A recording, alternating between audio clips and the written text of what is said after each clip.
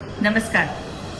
ભારતીય જનતા પાર્ટીના શાસનમાં ગુજરાતના ના તો ખેડૂતો ખુશ છે, ના મહિલાઓ ખુશ છે, ના યુવાનો ખુશ છે, ના ઉદ્યોગપતિઓ ખુશ છે. આજે આ ડબલ એન્જિનથી ચાલતી સરકાર છે એ ફેલ ગઈ છે ચોક્કસપણે આપણે કહી શકીએ, કેમ કે યુવાનો પાસે નોકરી નથી. જે પ્રમાણમાં મોંઘવારી વધી રહી છે એના પ્રમાણમાં કોઈની આવકમાં એટલો વધારો નથી થઈ રહ્યો. ખેડૂતોની આજે પરિસ્થિતિ એટલી ખરાબ છે કે એમને ટેકાના ભાવ નથી મળી રહ્યા અને ખેડૂતોએ પોતાની વાતને મજબૂત રાખવા માટે થઈને આંદોલનો કરવા પડે તો એને સાંભળવા વાળું કોઈ છે નહીં.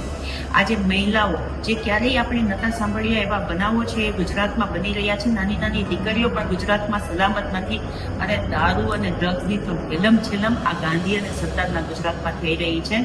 ત્યારે હું આપ સૌને કહેવા માંગુ છું કે કોંગ્રેસ પાર્ટી દ્વારા એક જન આક્રોશ સભાનું આયોજન કરવામાં આવ્યું છે. આવતીકાલે એટલે કે 16 ફેબ્રુઆરીએ બપોરે 1 વાગે સત્યાગ્રહ છાવણી ખાતે આવો સૌ સાથે પડી અને એમાં જોડાવ અને આપણે આ આંદોલનને મજબૂત બનાવીએ અને આપણા અવાજને વિધાનસભા સત્ર સુધી પહોંચાડીએ.